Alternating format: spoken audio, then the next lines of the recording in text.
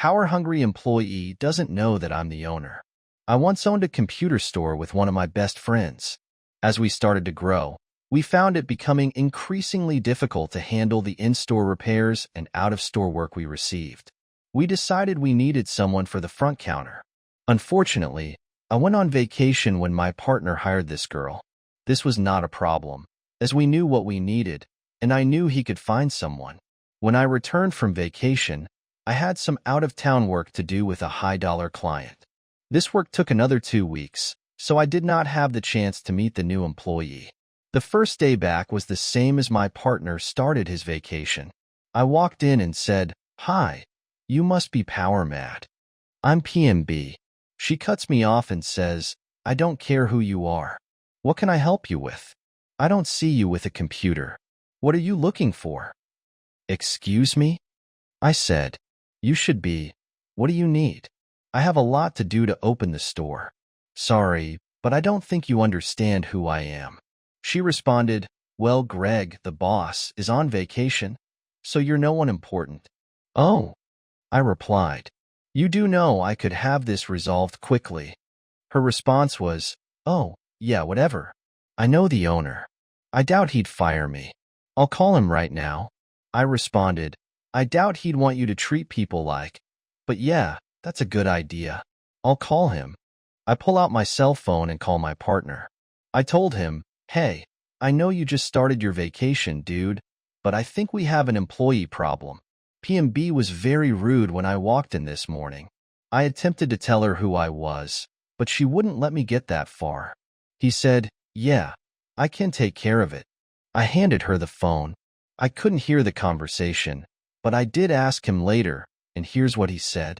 My partner told her he was tired of her holier-than-thou attitude, and if she didn't change her attitude towards people, she'd no longer be cut out to work in the store. He also told her that she was to the other owner, and that he told her to pack up her stuff because she'd no longer be needed. So, after she handed the phone back to me, here's the conversation. I asked my partner, "So, you want me to work up some termination paperwork?" He replied, "Yeah, let me know how that turns out. I'll see you in a week." I then turned to PMB and said, "Hey, PMB, you get your paycheck Friday, correct?" She nodded, "Yes." "Awesome. I'll compensate you for the time you've spent today." I took 10 minutes to type up the reason for termination, all while she sat in a chair, bawling like a 2-year-old. "Thanks, and please make sure to close the door behind you." I walked over to the register, pulled out a 5, and pointed her towards the door. We never saw her again. I don't just work here. This happened about a year ago, right after I opened 2 niche hobby shops. It's an incredibly male-dominated hobby. My typical clients are retired white dudes driving like Saudis and BMWs. I am a small 30-year-old chick, covered head to toe in tattoos. A customer walks in, who's new to me. He'd been there before as I was out of the shop, and one of my male managers helped him. He walks into my shop, and when I smile and greet him with, "Hi, how are you?" he just kind of grunts at me. Okay, whatever. Sometimes people just want to be left alone to browse, I thought. I stay on my computer, finishing up some orders, and let him wander a bit. He's taking his time but getting agitated. I ask if he's looking for anything in particular, and he just looks at me. A pregnant pause where I begin to wonder if I should speak up when he finally breaks the silence. Not with a polite response, but with a gruff, "Where's your manager?" I've been in retail for 15 years, and I'm used to people who don't remember their manners. But this question doesn't make me think, "Oh, he's looking for my boss." It makes me think he's looking for one of my employees. I asked, "I'm the only one here today. What can I help you with?" "No, I want to speak to the man that's in charge." "I'll wait," he says in a very condescending way. I replied, "Sir, I am in charge. What can I help you with?" "No. Where's that man that helped me last weekend?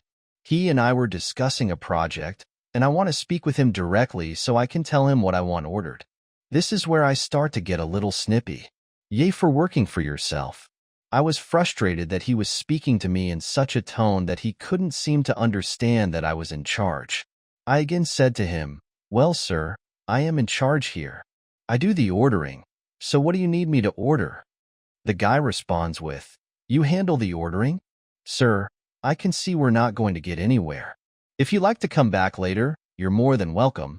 But considering you won't speak to me and would rather speak to a male employee, maybe it would be best to come back another time. This enraged the entitled jerk, and he became visibly frustrated and agitated. He starts sputtering and takes a couple of steps towards me.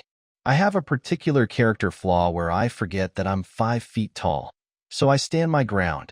He demands my boss's phone number. Now I realize maybe I wasn't clear enough. I start to say that I am the manager, and I get cut off.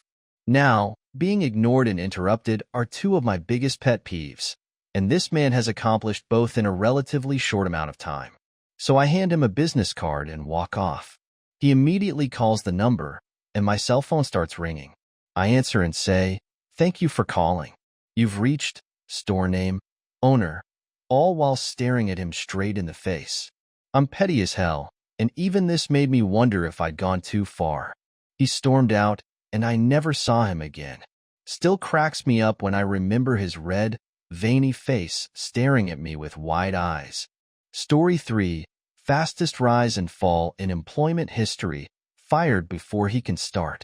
Over coffee, I was just made aware of this SOB a couple of hours ago.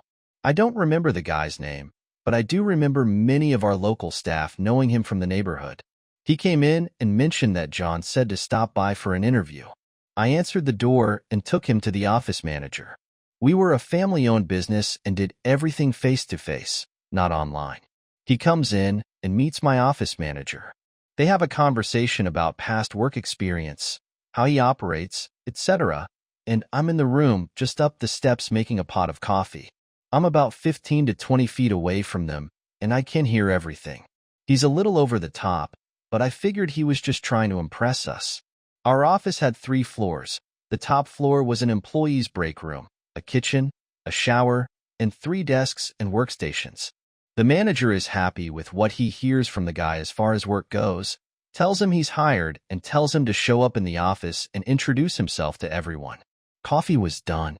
I called down to the manager because I knew he'd want a cup, and I offered the new guy one too.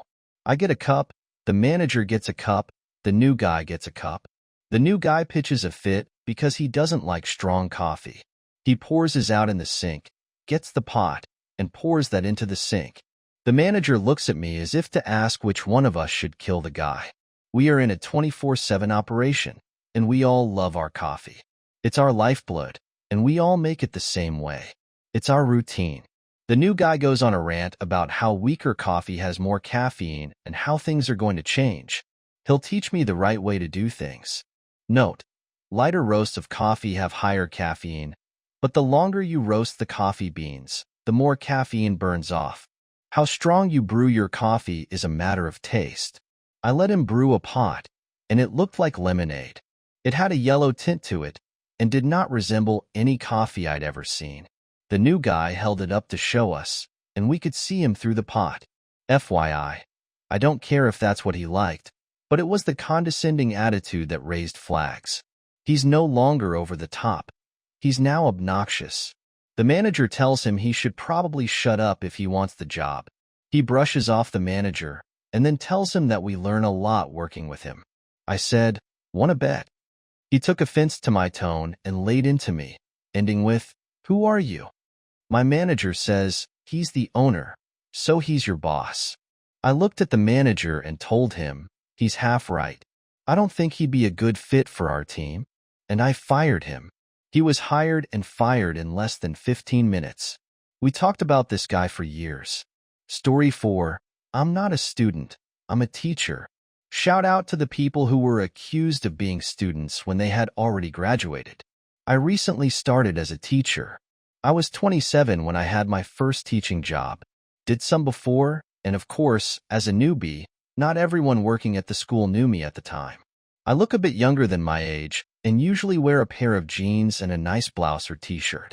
I was working there for a bit over a month when I was walking through the hallways of the school during class hours, picking up some paperwork and heading to the teacher's room as they had a free period.